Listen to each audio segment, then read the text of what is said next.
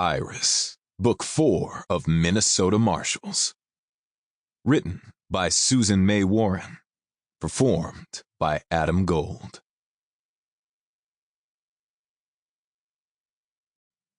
Chapter 1. She simply couldn't ignore the bullets, or the bombing, or even the last 24 hours hiding in a damp and dark cave under some cliffside in the Aegean Sea, regardless of how much Iris wanted to live in denial.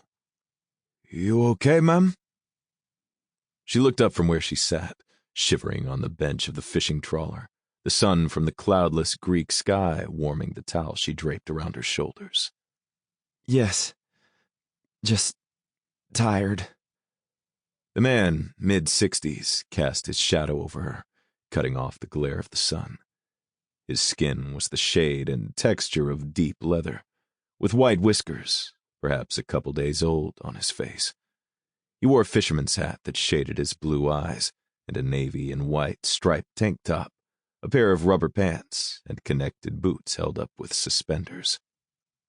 But it was his kind eyes that drew her, and now he gave her a small, compassionate frown.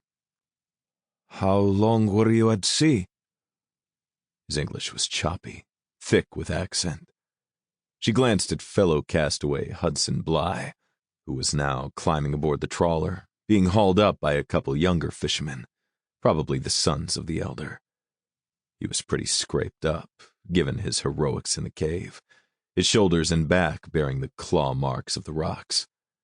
But under the sun, with his blonde hair, that hard athlete body, square jaw, dark blue eyes, he still looked every inch a sort of Australian Adonis, who'd nearly lost his life because of her.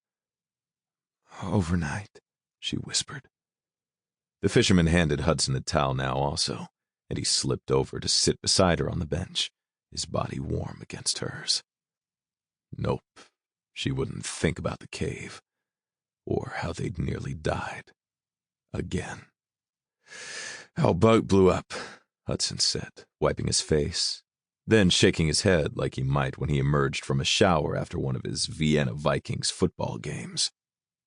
"Engine trouble?" This from one of the younger fishermen. Same blue eyes, dark brown hair. He wore a t-shirt, the arms ripped off, and identical rubber coveralls. "Something like that," Hudson said and glanced at her. Oh, she could barely look at him, because the man was so lying, and the truth of it just... Sample complete. Ready to continue?